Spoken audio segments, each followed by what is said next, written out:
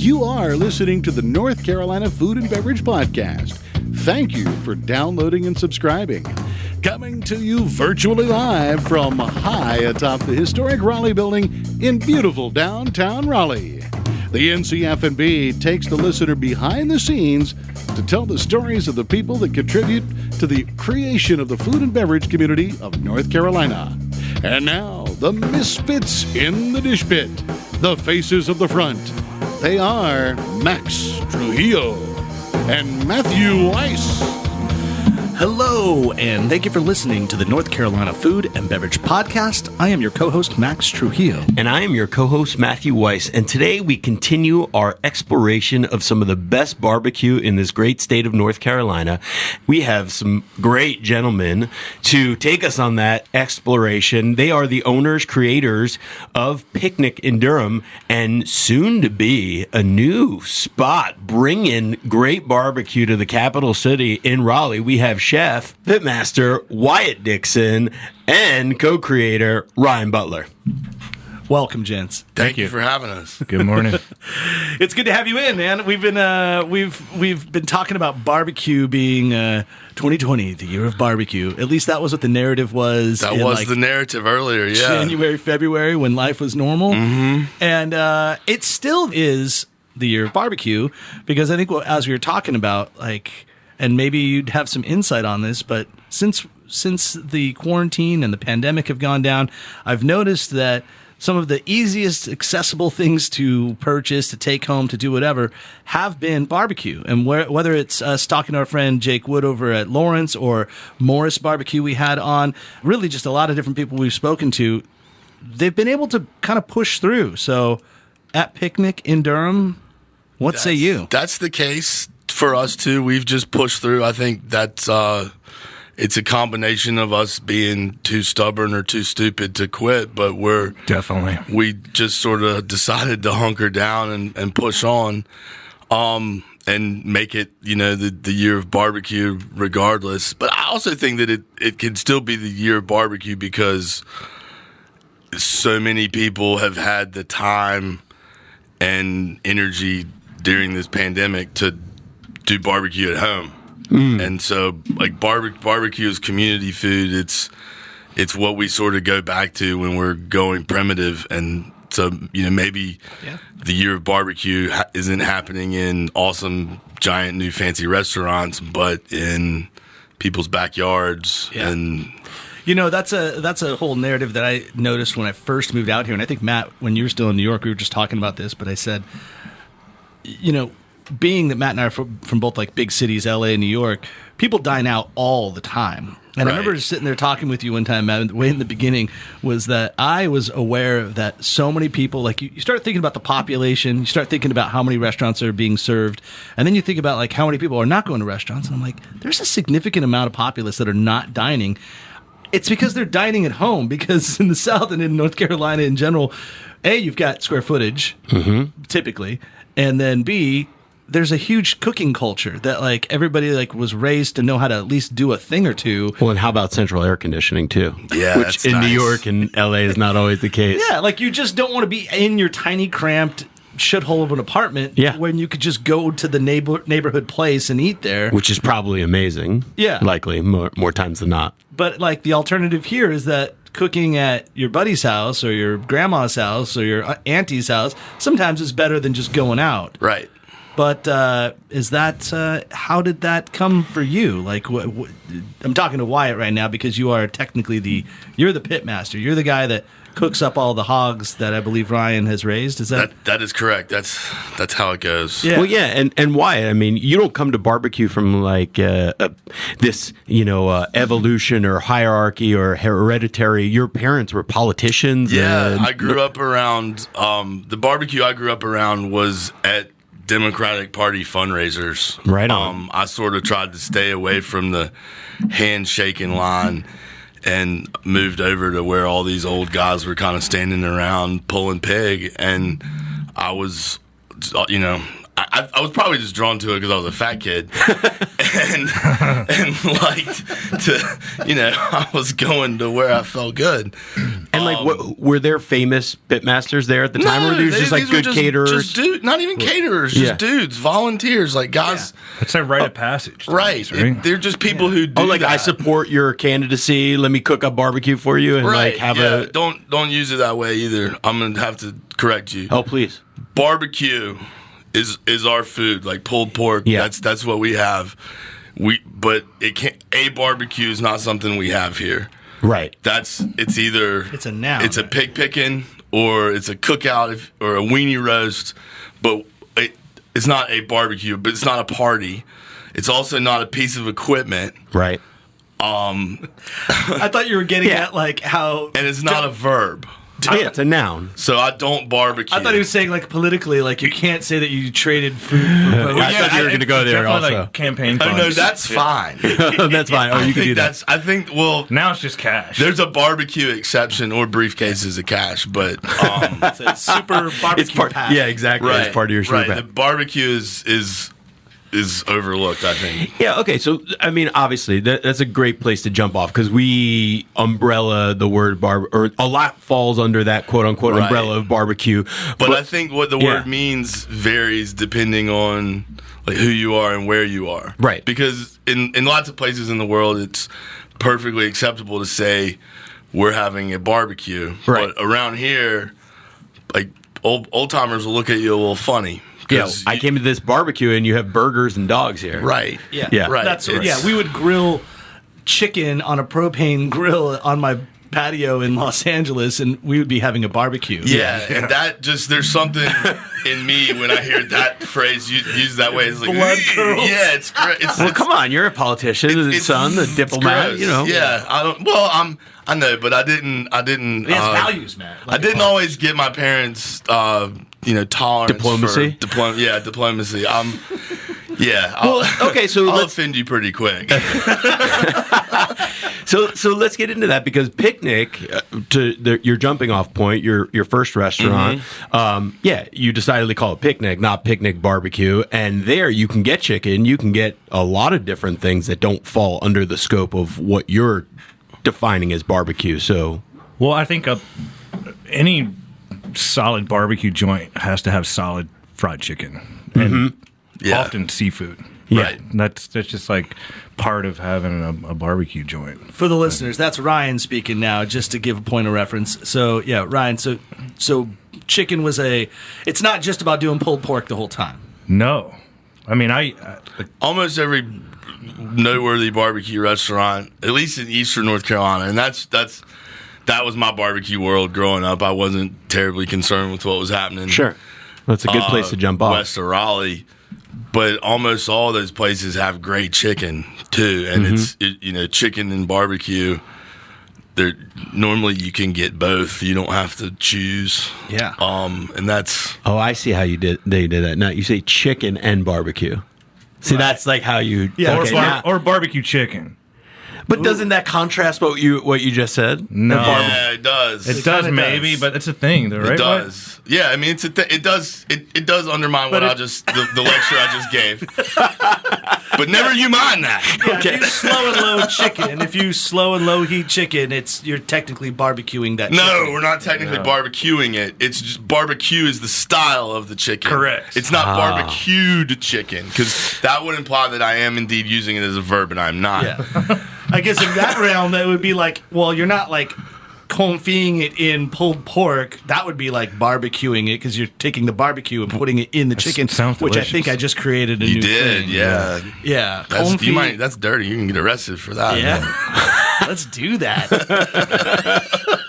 That's going to have to be done in Durham. Yeah.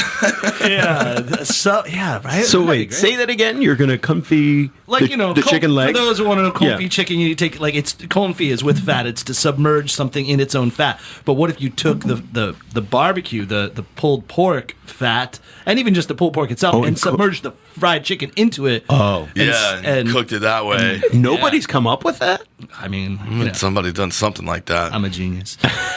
But no wonder why you get paid the big bucks. Yeah. We might have to do that. That's worth exploring for sure. It's I do like lard.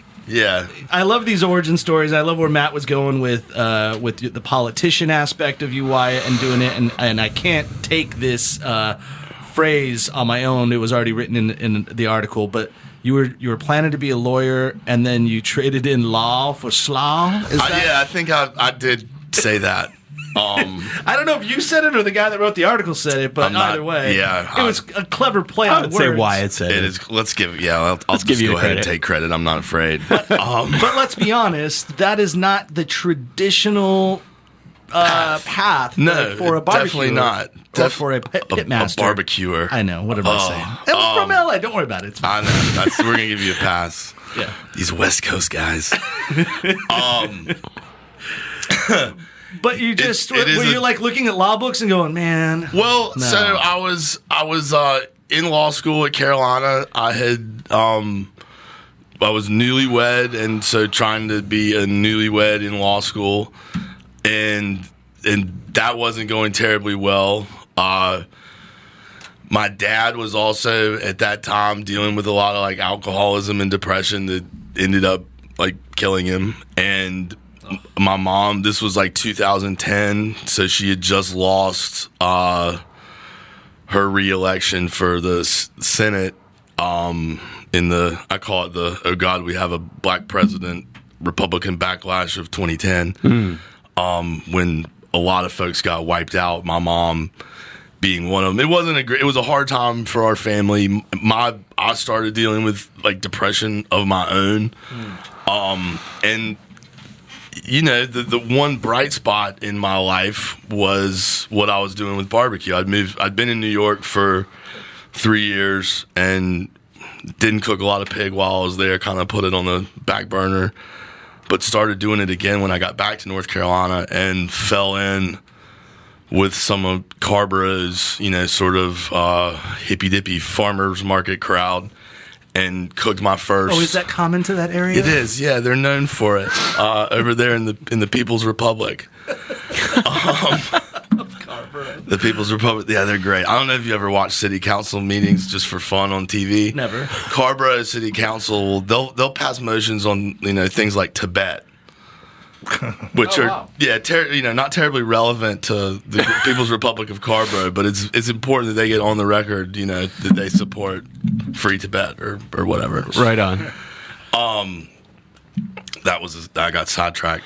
No, but you were saying how about in 2010 you got kind of you jumped into that society there in Carborough. I found what I call like real pigs. I cooked my first real pig, a pig that came from a local farm that was heritage breed that, you know, had the sun shines on its back. It rolls around in the mud.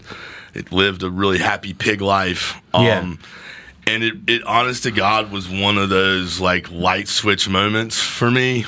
This was just so much damn better than anything that I'd ever cooked before. And I knew it wasn't me.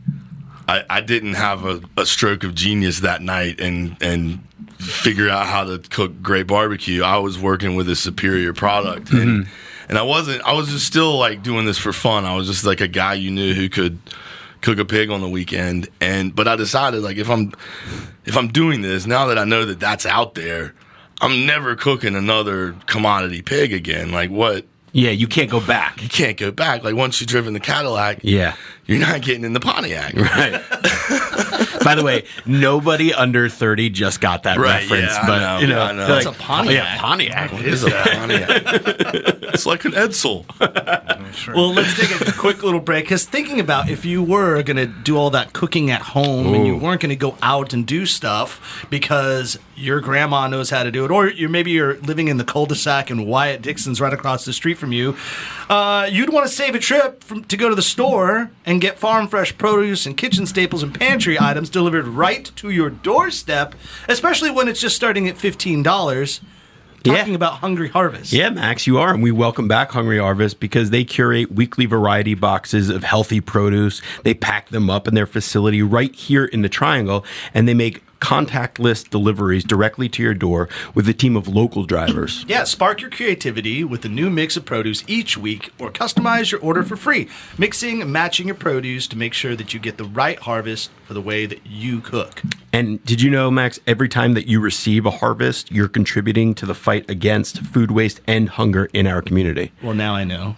Because, yeah, there are at least, every delivery saves at least 10 pounds of food from going to waste. We've had the guys on from Hungry Harvest, and the amount of food waste that happens in our country is insane. It's kind of embarrassing. And so, but with the support and the works of local hunger-solving organizations like Interfaith Food Shuttle, they are helping to minimize that waste. So, sign up at hungryharvest.net. Use promo code NCFB30 for 30% off your first harvest. That's Hungry Harvest. And as Hungry Harvest is kind of heroes of great folks, from people of saving food and not wasting food, there's another organization, or a foundation, if you might call it, that is telling the great stories of heroes of North Carolina. You're such a wordsmith, Matt. Yes, the 501c3 nonprofit Folks Foundation is a sponsor of our podcast. They've been on for quite a while. We love them. They are focused or centered in New Bern, in the historic New Bern area, and they've got their general store open. They're opening their tonic bar. Of course, when bars can actually be open, that would be cool. But they are champions of all good things crafted in North Carolina and the folks that make them, from their Folks Journal, which comes out quarterly, to just all of the support that they lend to artisans throughout the country. Oh, yeah, and you guys are looking at bespoke art that Folks Foundation did for us when they did an article on us. We're looking at the wall right now. Fancy. Those are very flattering renderings. Yeah, they made us look nice. I'm going to have to have them as my official portraiture. Artist. Right. That's how you get hired again. Yeah. I just like having artists do pictures of me. There's also Mike Rosado did a likeness of me on the wall here too. Just pretty soon, if you want to draw pictures of me and Matt and send them in, we'll put them on the wall. We'll put them all over the wall. They'll be interesting, I can assure you. But go to folksfoundation.org to learn more about how you can help, and also consider a small donation to help support North Carolina makers in addition. So that's folkfoundation.org. And now we're back. Yeah. We were talking about Carborough. We're talking about the difference of superior ingredients that you were talking about.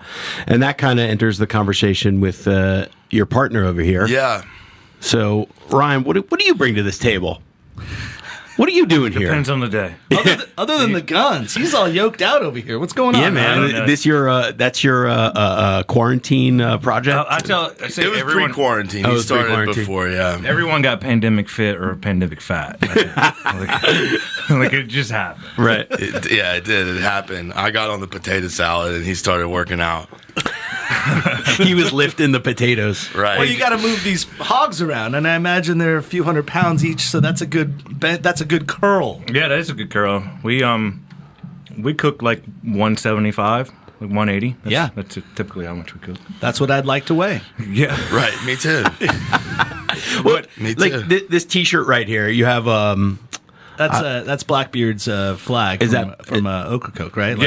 Yeah. So that's actually the logo for our barbecue sauce, Pig Whistle. And when I just stole Blackbeard's logo. But he's dead. He's dead. Well, yeah. Someone complained about it. Yeah. We did. We got a really angry complaint from this lady who was a big pirate fan. Appropriations. Saying we had desecrated his pirate flag, which I don't know that you can. I think you'd be down with it. Yeah, a nefarious pirate. You desecrated their flag. How dare you? You plagiarized. Dude. Yeah. He has no head. That honorable thief. Right. Yeah. Right. Which I found that Topsail, the name of Topsail, the city, when I was just there visiting, the reason why they call it Topsail, Topsail, because that's the word, is that from the horizon you would see the top of the sails of boats, and that would give the pirates the kickoff to say, oh, here they come, time to go get them. And so they literally named the town after how they use strategy and how to take over these ships and steal their stuff. So it's cool. But he was kind of a hero. If you really understand the history of our state and the wider role and sort of the way it fell in the the colonial economy and the way the world was, South Carolina and Virginia were the big powerhouse states, and North Carolina was this kind of cultural and economic backwater, which is why Blackbeard chose to hide here. Yeah. The people supported him, and it took the governor of Virginia coming into North Carolina illegally to capture and kill Blackbeard for him to go down, because he was kind of like a local leader, a local hero. Yeah. And he was a stand-up pirate. Sure. He had honors and values. Right. If you ask, I'm a Raider fan. I get it. Yeah. He was the dawn of North Carolina in those years. Well, it's like sometimes it's the evil leader you know is better than the one you don't know kind of thing. Like, at least he's keeping some sense of order at that point. That's that right. said, get out there and vote this year. That's right. Absolutely. Vote. For any pirate you want to. Yeah. Pick one. Yeah. So let's get back to your raising of pigs, well, not cattle, but raising of farm animals. That's an interesting take as well. What led you to that path? I grew up in northeastern Carolina, and I was a farm kid. Uncles and grandfathers were all farmers, and just a way of life. And I was always around it. And my great uncle was a commercial hog farmer for a long time. Yeah. My dad was a 4-H agent. So I just was around it all the time. And my uncle who lived beside me, great uncle, he was like my grandfather. And he was just one of those hard old dudes that just was just like a man's man. He told me he cooked a pig and harvested a deer for the last 80 years of his life every year, and that included World War II. So that's pretty great. So there was always a group of men around. They were always making barbecue. Yeah, and that was just a way of life. And he had a birthday party every year in October. Invited the whole community. It was just a community event. All the churches, everyone came over, and he grew all the vegetables, all the potatoes, and he made it. And he wasn't wealthy at all. He was just a small farmer that kept things going. But that was him balling out. He was wealthy on the land. Yeah, J.A. Stalls, great uncle. He was fantastic. So I was always around it. Yeah, always around that food culture of northeastern North Carolina. Grew up on the Roanoke River. And there's a lot of food people that have come out of that. They're in the Triangle. It's really amazing, actually, the group of people that have roots. Shout them out. Amy Turnquist over at Watts, Parker and Otis. Those folks got started out of there. Einie from Tarboro. Einie we from love Tarboro. Einie, yeah. We all grew up within 15 miles of one another, which is really wild, actually. Yeah. They were now running food businesses. Our one of the U.S. food reps in Raleigh, John Robertson, was in high school. And John's a good dude. His dad owns a great catering company and food business down in my hometown. So we've all picked up on that and brought it to the Triangle. It's pretty amazing. And so, how did you and Wyatt hook up? that's So my ex-wife's has a friend whose husband also likes to cook barbecue, and he told me once I found the real pigs. I was sort of shopping around local farmers, most of them around Carborough, testing out different local pigs and different breeds and seeing what I liked. And I got this tip about this guy, Green Button Farm, who had really awesome pigs that were peanut finished, and the price was good. That was the thing I was dealing with, is these high-end local pigs can get pretty expensive sometimes, and Ryan's were definitely more expensive than commodity pigs, but not by the quality was there, and it wasn't crazy expensive, so it made the economics of pig pickings work. Reachable. And I started buying pigs once I bought a pig from Ryan, I don't think I got one from anybody else. We just kind of hit it off, and Ryan was still working for Morgan Stanley at this point. So I would get clearly, obviously, a lawyer and Morgan Stanley financial advisor. Right, we sort of white collar barbecue. We veered off the road for sure. It's a good name for it, maybe. But yeah, Ryan was still at Morgan Stanley, and I would meet him in the parking lot. He'd come out, in a suit. True story. We'd also stand out in the parking lot for 2 hours in the afternoon talking. Yeah. And eventually I'd drive off with a pig, and once I hooked up with Ben Adams and we thought about doing a restaurant, I knew I was going to have like a dedicated pig farmer, and it just made sense for Ryan, especially because the restaurant's only like 10 miles away from the farm. Yeah. It made perfect sense for Ryan to be a partner. And Ben was buying pigs from me too. Yeah, Ben was at Piedmont. He was at Piedmont, yeah, Right. And the Piedmont, now shuttered Piedmont, which Right. is a sad former place of TV's John May, who we haven't mentioned. Wow, that's been all that. Where has he been? Time. Selling wine, John May. What's up, these days. TV's John May? An expecting father as well. Congratulations. I Yeah. didn't know that. So, nice. So that was because even Jamie, who's one of the owners, she has her own farm over at Coon Rock Farms, Right. and she was doing a lot of heritage farming as well. And so I love, like, that's the cool thing about just talking about North Carolina and like Durham, which is, for all intents and purposes, it's a city. It's like a bustling area. There's a lot of industry happening. There's a lot of restaurants happening, typically. But even a place that's in the center of Great town, right university. there, great university. Oh yeah, that's right. Depending about how you feel about it, I think universally accepted. As Pretty good AAA ball club. It's widely there, too, regarded. right? They pay a lot of our bills, man. Yeah, they do. That's true. That's true. I love them. But the fact that like a small little restaurant such as Piedmont, the owners have a farm. The chef was, totally into farming, connectivity towards farming and all.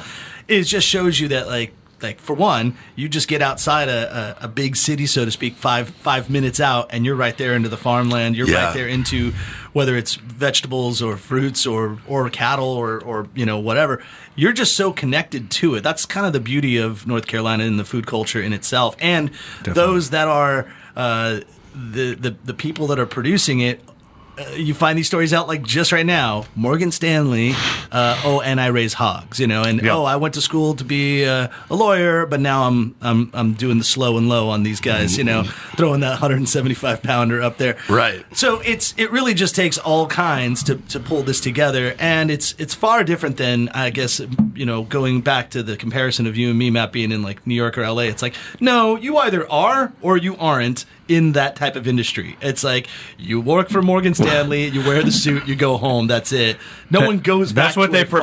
farm. Trust me. They Sure. Well, that's They just don't like the moonlighting as a farmer. No, they don't. That's always an audit questionnaire flag. That's just like Wyatt said in the beginning. He's like, just like one of the guys who cooks a pig. I'm like, did you know anybody in LA who's just like, oh yeah, I'm one of those guys who cooks a pig on the weekend for fun? No, But see, you don't growing know. up here, like I You know a 20 lot. of those Yeah, guys. exactly. You have to have a truck, and you have to know how to cook a pig. Yeah. And then you're a dude. Right. Yeah. Yeah. It's not a huge barrier to get over. Right, and then you build like your own cooking apparatus to slow cook that You pig. do that a lot in of people. shop class in high school. That's what you learn. Yeah, for sure. No, but also, I mean, I was thinking about this the other day. That is why we have this podcast. That is why you guys exist as you do, because North Carolina has this just bounty of agriculture so close to these cities and bustling universities and business and all these things. And we were talking about it off mic a little bit about. I'm technically on staycation this week, but we're taking because the kids are off school and we're just taking like going to farms and the zoo and blah blah blah. And it just reinforces it as you drive through North Carolina. It's everywhere. It's bountiful, And I was just because Sarah, my wife, who's an amazing person, doesn't have the greatest sense of geography sometimes, but so we went to this farm and they have a petting, like they let you pet the goats and it's pretty cool. Spring Haven out.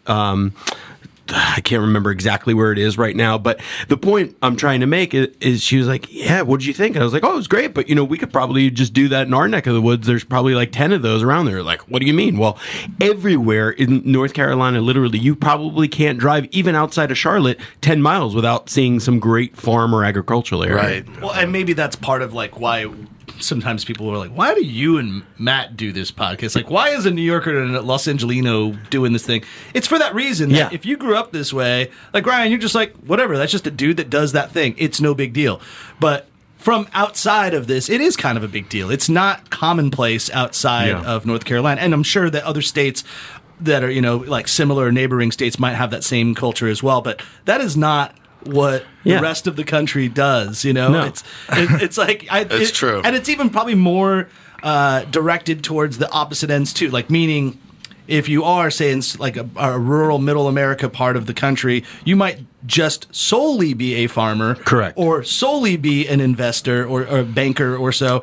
But there's this crazy diversity of ability, talent, education, all of this all kind of rolled into one, which I love because it breaks all of those stereotypes of like, oh, that's just the dumb guy, he talks slow and he doesn't. No, it's like, no, these guys are three-dimensional, and maybe that also just goes to show that everybody is probably a little bit more three-dimensional, right? And in North Carolina, like that guy in the beat-up truck who you think is stupid, he might be a millionaire. Yeah. Totally. Well, there are a lot of idiots that are millionaires. That's a good point. That doesn't equate one to the other. Right, you're right. But point taken, it really does make you reevaluate how you think and first impressions about people, because they're not often correct. Right. And I want to know one thing. During your days in the office, how are you keeping that whole hog cool in your trunk? Big coolers. Just big coolers, and you stick a whole hog in there. Well, it started with big coolers. It started with small coolers, and then I needed bigger, nicer coolers. And there would always be like a leg hanging out, or in the back of my truck, and people would complain about it. It was funny, and he had this van that the white van that the back door.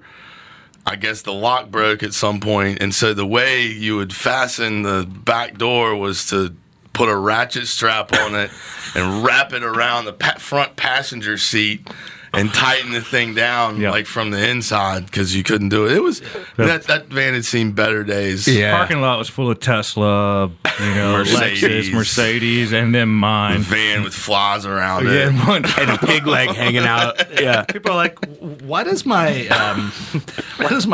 portfolio have some? Is this animal's blood?" Right. They loved that though. That was the greatest thing. That's how I met so many people. I learned that. Trying to get appointments with people that I wanted to do business with they often had gatekeepers. Yeah. And so I had this farm then, and I just started growing lots of things, and we had lots of chickens, like 400 layers. And I would take eggs, and I would drop them off at their office. And I got a 100% callback every time. Yeah. It was the best thing ever. It was great in. It was magic, because it wasn't salesy, but I had to listen to so many stories about someone's grandfather or uncle's farm. Like that was I just had, like, I've heard everybody's uncle, everybody's grandfather had a farm, and everybody likes barbecue. Everyone loves barbecue. Thank you. Well, let's get back to the barbecue a little bit, because I do know that, and it seems like a common trend that we've been talking about with this as well. As we've already mentioned, the aforementioned barbecue is really like the pulled pork. It comes from a pig, but y'all are doing a lot more than just barbecue, quote unquote barbecue now. Right. I cook brisket and ribs as well. Yeah, and so like again, going back to like what Matt and I are, what we know is any place that was a barbecue joint in a big city or whatever, it's just commonplace that you would always have beef and pork and chicken, and that would just be whatever. And then coming out here, it's like oh, it's actually kind of more limited to just the barbecue, to the pork, and then sure maybe some chicken here and there. But I feel like brisket and beef is like making its way into North Carolina on a much more commonplace onto menus than ever before. Am I wrong in that analysis? I wouldn't say you're wrong. It seems like it's more brisket now. Brisket is what well, put it this way, on our menu at Picnic, we have two different sections. We have North Carolina whole hog barbecue, which is, when I say barbecue, that's what I mean. And then we have another box below that says non-native barbecue.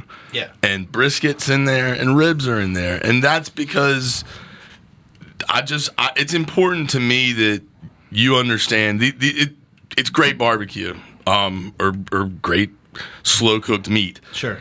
Brisket's really tasty. I'm not going to lie. Yeah. But it is not our native barbecue tradition in North Carolina. We don't have a lot of ranches. We don't have at least the same amount. We don't have cows like they do in Texas. And I heard a stat that there are more wild hogs in North Carolina than humans. More hogs. More hogs, not wild hogs. Or just hogs in general. Yeah, Not wild, but Yeah, they're all commercial hogs. But yeah, there I are. mean that's kind of a crazy stat. But also, then if you put that into the same parallel as cows, like it's significantly lower. Like we're pretty much sourcing our cows from most places. I mean, I know a couple of ranchers, like former guest of the show way back from the first year, Chef Matt Krenz and Krenz Ranch out there in the Charlotte area. Like he's got a cattle ranch, but that's they're pretty small, few and far between. Yeah. Few and far between, and those are newer. They haven't been around for 100 or 150 years. Like the reason our barbecue is what it is not because people decided, well, this is the food culture we want to establish here. It's because that's what we had. What's available? Yeah, we're pigs, and we're gonna cook them, whole and feed a community, and that's how that tradition grew. And for the same reason, in Texas, it became, well, what do we have a lot of that we can afford to do for ourselves? Because they sell all the good parts of the cow to richer people. So then we slow cook the hell out of this brisket, and now brisket is the most expensive piece of meat on the cow. It's crazy. That's the funny part. But I mean, it kind of goes to show that it makes sense, because that also, if you look at the actual meat itself, it's a pretty high quality portion of meat. I mean, I don't know. It's not your ribeye. I mean, it's a tough piece of meat. It has to. You can't cook it the same way you cook a steak and get great flavor and texture out of it. It has to be.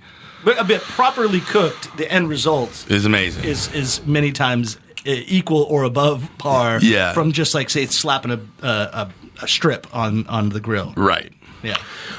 So I want to transition here and talk about your new and upcoming business, because you're going to open up a spot in Raleigh, arguably going to be a little bit farther from the farm. Yep. But you're diving into this pot of Raleigh, which is getting, what do we say, 12 new barbecue joints theoretically before COVID, and now who knows what it's be. But so why come to Raleigh, and what's going to be? Is it going to be different? It's not going to be picnic in Raleigh. It's going to be something. It's going to be different. called Wyatt in Raleigh. Yeah. I mean, the reason to come to Raleigh is our state capital. It's also just a huge growing market. Yeah, and I mean, to me, Raleigh's always been the big city. I grew up in Fayetteville, but spent a lot of time here.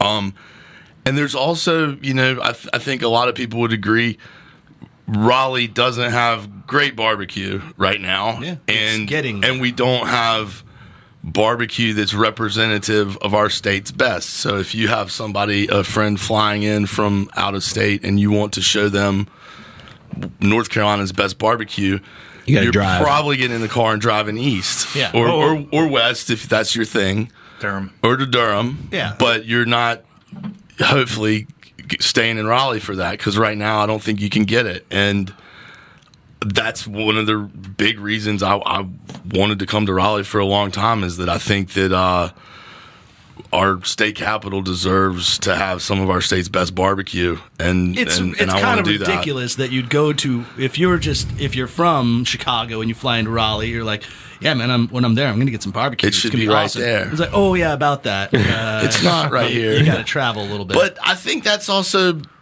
part of it. I want to provide a really high quality barbecue product, but I would never presume to, assert that what I'm going to do and what I'm going to serve is a replacement for that experience of driving east and going to a place that's been there for 60 or 80 years. You can't replace that. And and the character that experience kind of shows you about what our state is and our barbecue traditions. I cannot duplicate that. And you can't get the sense or the tones of Grady's here. You can't do Wilbur's just reopened. Right.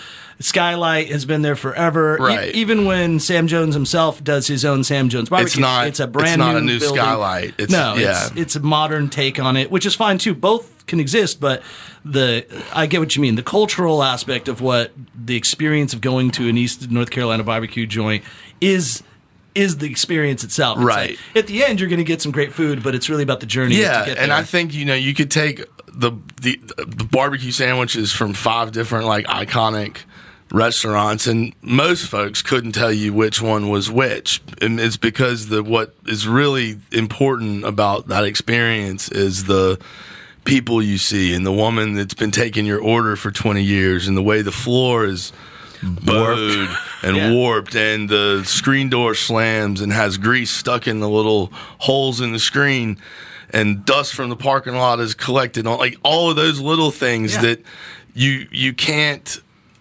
just reproduce in a kitschy way and try to give it to people, because they'll reject it and resent you for even trying to do that. So I think you have to be like authentic and come correct with it. As long as you are yourself and you're doing it the way you want to do it, I don't think anyone can complain. But the cool part is you're going to open up in Gateway Plaza, which is a completely redeveloped kind of, it used to be like a mini mall, and it was not necessarily in the best part of town. It's an old Winn-Dixie shopping center. Winn-Dixie was a grocery store, for folks who don't know. And you've got the Greyhound station right there. You've got the food bank right around the corner. You've got a Goodwill station. There's like a lot of like community service areas there. Our friend of the show and somebody I see on a weekly basis because we buy all of his stuff over at Y Hill is Andrew Ullum's Union Special Bread is right there, and he's kind of been like the leader in that little spot. He was really the first person to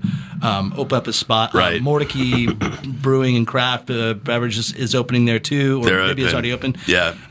So it's starting to become a really cool spot, and when you get in there, it's going to help round out that whole area and become a destination spot. I'm really excited about it. It's a really cool, growing, dynamic part of town, and the mix of tenants is I like. It's really cool. Being down from the opposite end of the shopping center from Andrew, I'm just excited about him being my neighbor, and I think we're working on Buns, so he will basically be able to just wheel a cart of buns down the causeway. That's awesome. To the restaurant every day, and they'll be insanely good buns. Yeah. That's a great feature to have. Right. Like, it's almost like you have a fresh bakery in your shop. Right, but I don't have any of the overhead. I don't have to learn how to make bread. Yeah. And I'm obviously not going to learn to make and better I can only bread imagine than that him. you two behind a few pints of beer talking politics would just be an excellent conversation. Yeah, we can have a little fun. Oh, yeah. But you do need to spend a little money on the sign that says, "We have insanely good buns." I think so. It's just a big sign that says right. And a picture of my backside. Is there anything to the design and how we're going to receive Wyatt's that is unique or different than what you would normally expect? Like, kind of walks through like some of the idea of what it's going to be like when we go into the shop. I think it'll be bigger than Picnic. That's I think the main thing you'll notice right off the bat is that it's substantially larger. Parking. And you have parking, which is parking, finding a spot in Raleigh is a tough thing to do, and for me, parking it was of paramount importance. And part of that is just like it's a barbecue restaurant, and barbecue is, for most North Carolinians, kind of a birthright. And the prospect of having to park in a deck and pay for the privilege and then walk 3 blocks, like that doesn't sit real well with like Ricky from Wilson. He's, screw that, man. Yeah, not happening. I want him to come to my restaurant too. Like it's very important, and so having like a great parking, but still being in a location that's inside the Beltline, right on Capitol Boulevard, right off 440. But 5 minutes from downtown, 5 minutes from Cameron Village. It's an awesome location, and has a pretty large parking lot. Yeah, and so that part's great. That part's really awesome. Yeah. And also, people that might not know of you guys, what they don't know is Picnic back in Durham is also in this kind of bucolic little street that you would never find unless you knew where you're going. Right. It does have a smaller parking lot, but you do have a parking lot there, and so it's kind of in a much more residential neighborhood. It looks like a home. Yeah, I accidentally happened upon Picnic. I didn't know where it was, and I was just driving. You're making a U-turn. I was like doing something. And I went, "Oh, that's where Picnic is." Then I forced myself. Our parking lot was frequently used for people to like do U-turn. U-turns and stuff. So free U-turns. But right, will it look anything like that resemblance, or it's going to look like what's the exterior going to look like? I don't exactly know yet. Getting there. Yeah, we're getting there. It'll be, I guess, kind of like a clean design. You know, I'm not going to do like a lot of wagon wheels and oh man, no Darius Rucker playing in there. No, just Beat me to it. Can you get a jackalope in there in the corner? We're somewhere? getting definitely a jackalope and a squirrel with a machine gun. Nice. That's the entry level taxidermy is squirrels. You can get all kinds of. You can have a squirrel posed in any position you want, dude. Check out eBay. Okay. Speaking of cool design, I went inside Killjoy yesterday, Zach Thomas's place. Talk about cool design, like. That place, if you haven't gone yet, go check it out. You can they're open now because they're a bar, but they have food. So you can actually sit down at the bar. Have Jake Wood food. You can have Jake Wood food, yeah. More to hear about that coming soon, but I cannot say that yet. Listeners, get ready. But we'll talk about that later. He's posted some stuff. This all came out yesterday. Yeah. One other thing that differentiates you guys from like the classic Eastern North Carolina barbecue is your beverage program. And Ryan, in my day job, we've dealt a little bit. You guys have some nice wines, some cocktails, craft beers, and stuff like that, which you wouldn't necessarily find in going to your old school barbecue joint, so to speak. So I assume that's going to be the same in the new spot. Yeah, it Definitely. will. Yeah. I think we're going to try to do some more frozen adult beverages. We have one of those machines at Picnic. Okay. I want to have more of those in Raleigh because they're really good and they sell really well. What are you putting into the one at Picnic? What's a beverage that you're putting in that machine? So we've kind of taken off since pandemic started, but we need to get back to it. Painkillers are always a favorite. Yeah, the frozen painkillers. Margarita is really great. Frozen Jack and Coke is also really good. Yeah, we did watermelon sugar earlier this year. That was good Harry Styles fan. Yeah, that was catchy. They go really well. Classic Christmas punch always sells well.